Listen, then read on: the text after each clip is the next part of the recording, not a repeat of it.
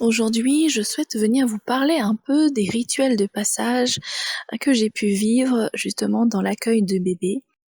C'est quelques rituels qui sont là que j'ai vécu, mais je sais qu'il en existe largement plein d'autres. Donc voici ce partage qui me tient beaucoup à cœur. Bienvenue dans ce podcast, le podcast Naître à la Terre. Ici, je te partage le processus de projet bébé, le processus d'incarnation d'une âme qui a choisi sa famille et qui a besoin de naître en conscience afin de continuer à évoluer sur sa mission de vie. Naître à la Terre est donc tout un cheminement partagé que j'ai vécu avec mon bébé et que j'ose venir déposer ici avec justesse et intimité pour te permettre de t'inspirer et de comprendre c'est possible. Les rituels de passage, ce sont des rituels que j'ai vécus dans l'Akasha pour moi m'aider à avancer dans l'accueil de bébés, avancer dans les peurs, mais également aider bébé progressivement à descendre à la terre et l'accueillir. Je vais vous parler des rituels qui m'ont le plus marqué. Après, je sais que c'est des rituels qui s'ouvrent en fonction de chaque femme, de chaque bébé à naître. C'est en fonction de cet appel en fait d'âme à âme. Un rituel qui m'a beaucoup marqué, c'est le rituel d'ancrage à la terre. C'est comme si j'avais besoin d'amener à ma conscience le besoin de moi bien m'ancrer à la terre. Et dans ce processus, en fait, j'ai vécu un soin d'une liaison particulière avec le ciel, d'une liaison particulière avec la terre, et le tout relié à mon ventre dans une forme de spirale, justement, là où est bébé. Et dans ce processus-là, on m'a montré que j'étais un peu comme une bobine de Tesla dans cette génération justement d'énergie et de création. C'était juste fabuleux et cela m'a permis également de présenter bébé à la terre pour permettre son ancrage et sa venue. Donc ça, c'est un rituel que j'ai beaucoup aimé. Un autre rituel que j'avais, c'était la communication avec bébé. Donc dans cette communication avec bébé, au tout début, comme il est dans vraiment des mondes très subtils, en fait, j'ai fait de la communication depuis l'Akasha. Et à ce moment-là, je pouvais écouter ses besoins, ses messages. Il m'a pu donner son prénom, m'a pu donner des informations sur son caractère, sur qui il est, sur son grand sourire, sa personnalité. Enfin, j'ai eu plein d'informations comme ça. Et au fil du temps, en fait, dès lors où lui se densifiait de plus en plus, à un moment donné, je ne pouvais plus communiquer directement depuis l'Akasha. J'ai dû mettre en place un autre processus de communication pour pouvoir communiquer, vraiment avoir des informations de sa part. Et même à un moment donné, je ne pouvais plus directement communiquer avec lui. Et là aussi, j'ai dû mettre en place un autre processus pour pouvoir vraiment recevoir ces informations et l'aider. Et même lui m'aider. Donc ça, c'était un rituel important. Et j'ai même continué ce rituel de communication avec bébé, même le jour de l'accouchement. Et c'était juste merveilleux.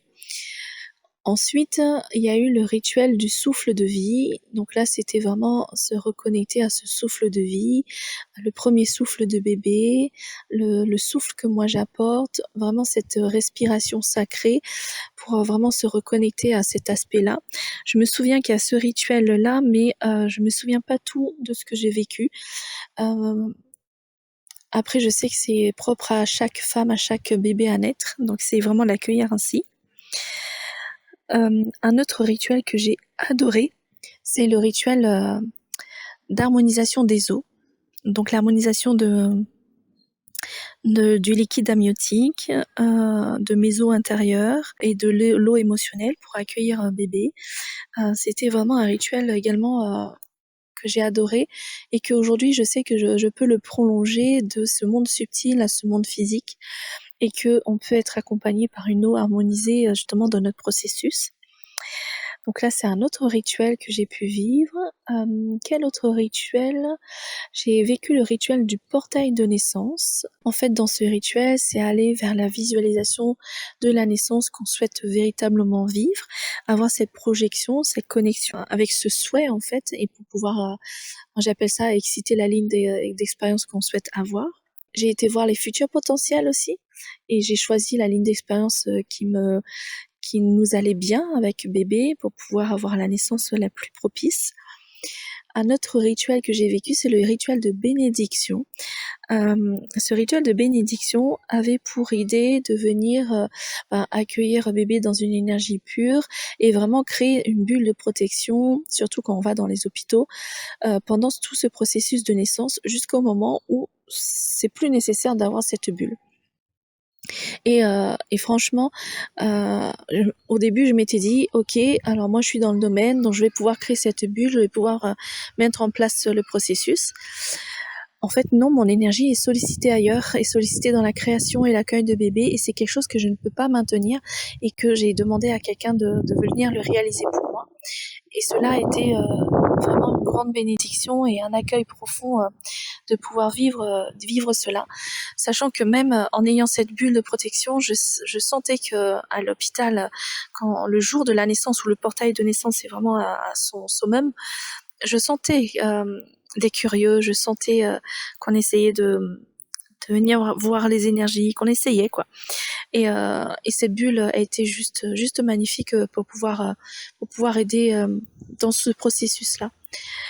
J'ai vécu également une mama blessing, une blessing way. Bon, il y a plusieurs noms. Ce n'est pas la révélation du sexe, c'est vraiment un cercle de femmes pour aider à m'apaiser, aider à vivre des petits soins de massage, de circulation des jambes, des pieds, enfin de bains sonores et d'empuissancement. Ça c'est juste formidable et je le souhaite vraiment à tout le monde parce que on sentait qu'on était tout ensemble. Et j'ai adoré parce qu'on a ouvert le cercle avec le partage d'une anecdote de naissance de grossesse et de naissance pour chacune et du souhait qu'elle souhaitait pour moi pour vivre cet enfantement. Et waouh, c'est un moment juste magnifique. Et j'ai bien aimé également la guirlande de fanion avec tous les souhaits qui pouvaient m'accompagner, tous les petits cadeaux justement qui pouvaient m'emporter, m'aider profondément. Et c'était magnifique. Donc voilà un peu les rituels que j'ai pu vivre justement pour accueillir un bébé. Et je le souhaite profondément à chaque femme. Et je sais qu'il en existe d'autres, mais je le souhaite profondément à chaque femme de le vivre pour pouvoir progressivement aider un bébé à descendre dans son processus d'incarnation et l'aider à naître à la terre.